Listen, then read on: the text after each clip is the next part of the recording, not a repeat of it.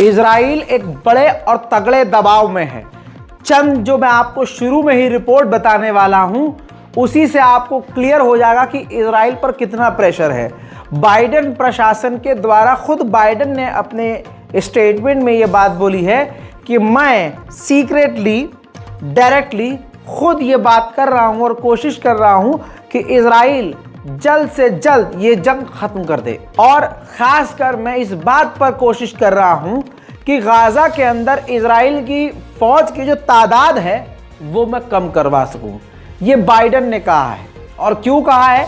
क्योंकि वो चाहते हैं कि जल्द अब ख़त्म हो जाए, क्योंकि इजराइल की हालत बुरी है, महंगी ये जंग पड़ रही है, अमेरिका के पास अंधा पैसा नहीं है और न इतना अंधे हथियार हैं, क्योंकि उसको कई मुहिम पर हथियार देने पड़ रहे हैं, उसके बेस पर खुद हमला हो रहा है, उसको खुद सैनिकों की ज़रूरत है, यूक्रेन को पैसा देना है, हथियार देना है, इधर इजराइल ने भी छेड़ दी है। तो इस वजह से अमेरिका काफ़ी परेशान है और इजराइल पर दबाव बना रहा है। अब दूसरी रिपोर्ट, एंटोनी ब्लिंकन को अमेरिका के विदेश मंत्री को इजराइल भेजा है। खुद कहा है अमेरिकी ऑफिशियल ने कि इसलिए भेजा है इजराइल ताकि हफ्तों के अंदर, ज़्यादा समय ना लगाए इजराइल, बस ये जंग हफ्तों में निपटा दे। अब तीसरी रिपोर्ट जिससे ये साबित हो रहा है कि इजराइल पर कितना प्रेशर है और कितना दबाव में है इजराइल। इटली के विदेश मंत्री ने कहा है कि G7 के देश इजराइल पर प्रेशर बना रहे हैं और बार बार उससे कह रहे हैं कि जल्दी से जल्दी इस जंग को खत्म कर दे इजराइल। मेरे दोस्तों, अब आप समझिए एक बड़ी रिपोर्ट, 1.5 लाख लगभग फिलिस्तीनी जो लोग हैं वो काम करते थे इजराइल के अंदर, और इजराइल ने अब उनको इजराइल के अंदर आने से इनकार कर दिया और उनकी रकम रोक ली, यानी उनकी सैलरी रोक ली। अब वो लोग मांग रहे हैं अपने पैसे और फिलिस्तीन अथॉरिटी कह रही है भाई ये पैसा दो, इनका हाल बहुत बुरा है। तो अरब देशों ने भी इजराइल से कहा कि भाई पैसे दो। तो इजराइल ने अपने नंगेपन और बेशर्मी के साथ कहा UAE से, मोहम्मद बिन जायद से, कि जनाब ये तो आपके अपने लोग हैं ना, आप जो हमने पैसे रोके हैं आप अपनी तरफ से दे दो, इतना खजाना आपके पास है आप ही दे दो उनको।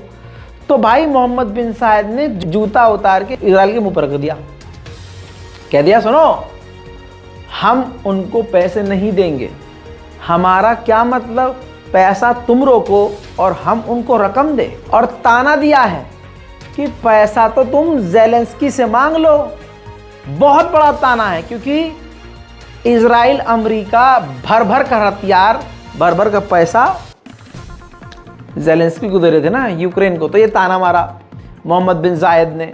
और फिर मोहम्मद बिन जायद ने ये भी क्लियर कर दिया कि अब ये भूल जाओ कि तुम गाजा को तोड़ते रहोगे और हम पैसा दे दे के गाजा को बनाते रहेंगे, नुकसान तुम करोगे तो भरपाई भी तुम करोगे। एक बड़ी खबर आ रही है, बहुत बड़ी, कि अमेरिका ने सऊदी अरब के ज़रिए ईरान को एक प्रपोज़ल भेजा था कि आप इस प्रपोज़ल को एक्सेप्ट कर लीजिए और हमारी बात मान लीजिए और इस जंग को मतलब हम ख़त्म कर देंगे। लेकिन वो प्रपोज़ल क्या था नहीं पता, लेकिन ईरान का जवाब मुझे पता है।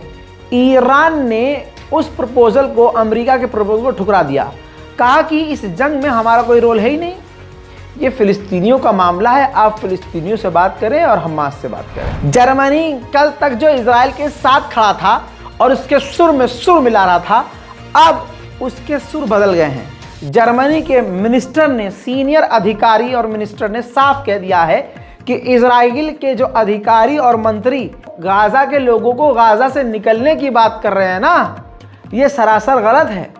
गाजा की ज़मीन फिलिस्तीनियों की और फिलिस्तीनियों का ही सिर्फ अधिकार गाजा पर है और किसी का नहीं। मेरे दोस्तों, बाइडेन अथॉरिटी में काम करने वाला एक सीनियर अधिकारी जो बाइडेन का साथ काम करता है वो लेबनान पहुंचने वाला है, जिसके बाद वो हिजबुल्लाह और लेबनान की गवर्नमेंट से बातचीत करके उनको ठंडा करके कोई बीच का रास्ता निकालेगा। अब इस रिपोर्ट की सबसे बड़ी खबर, दिल खुश हो जाए तो वीडियो को लाइक कर दीजिएगा और चैनल को सब्सक्राइब कर दीजिएगा। इजराइल के अखबार के द्वारा ही ये रिपोर्ट सामने आई कि इजराइल की आधी आबादी, यहूदियों की आधी आबादी इस वक्त डिप्रेशन का शिकार है। दिमागी तौर से बीमार है और दवाइयाँ मेंटली जो डिप्रेशन की दवाइयाँ होती हैं वो मेडिकल स्टोर से अब ख़त्म हो रही है।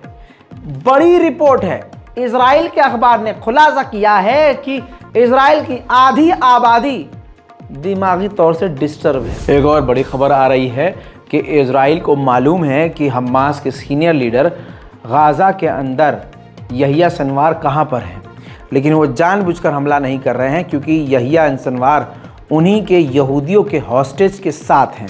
अगर वो वहाँ हमला करेंगे तो सैकड़ों हॉस्टेज भी मारे जाएंगे। उधर यूएन ने खुद बताया है कि इजराइल की ही बमबारी में हमारे 140 यूएन के वर्कर मारे गए हैं। मेरे दोस्तों, वेस्ट बैंक के फिलिस्तीन के लोगों पर 2023 में 12,000 से ज़्यादा मरतबा अटैक किया गया है। दोस्तों, रिपोर्ट के अनुसार ये भी है कि वेस्ट बैंक के इलाके में 2023 में अब तक का सबसे ज़्यादा कब्जा किया है इजराइल ने, यानी डबल कब्जा किया है। उधर अमेरिका के बड़े शहर ब्रुकलिन में फिलिस्तीन के लिए प्रदर्शन हो रहा है।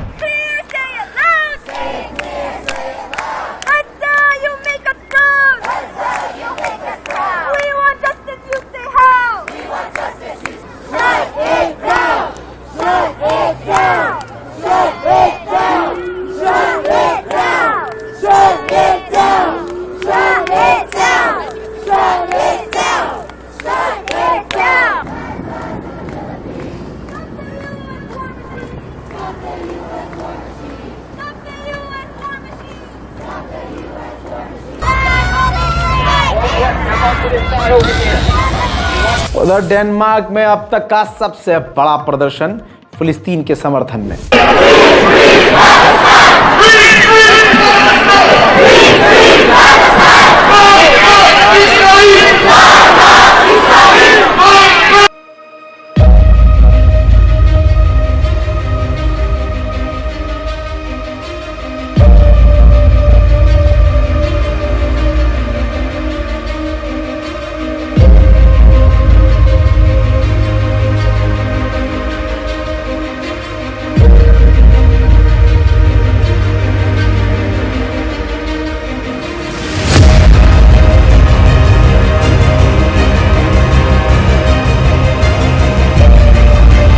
वहीं फिलिस्तीन में नेबुलस के इलाके में फिलिस्तीनियों के ही समर्थन में, गाज़ा के समर्थन में फिलिस्तीनी जमकर प्रदर्शन कर रहे हैं।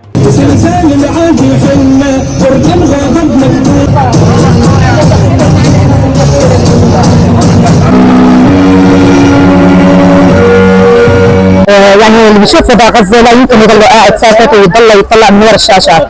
يعني غزة عانت كثير، شعبها عانى كثير، وربنا يفرجها عليهم. احنا ما بقدرنا نعمل اشي غير انه دعاء لهم ونوقف وندعي لهم وننزل نتضامن نقول للشعب انه غزة لساتها تحت القصف وتحت الضرب، يعني مجازر يوميا، لا عندهم ماء ولا كهرباء ولا دواء ولا بيوت، عايشين في الخيم، والله اعلم في منهم يعني عمالهم بيروحوا من مكان لمكان، بينزحوا من مكان لمكان، والشعب كلياته بيعاني.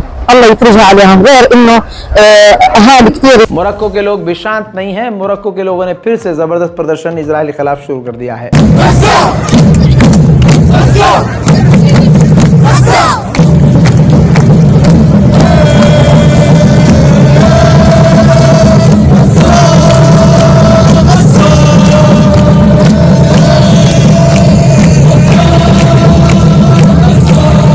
मेरे दोस्तों, जर्मनी ने सऊदी अरब पर पाबंदी लगा दी थी कि हम अपना यूरो फाइटर जेट जो जर्मन मेड है हम नहीं देंगे सऊदी अरब को, क्योंकि सऊदी अरब यमन पर हमला करता है।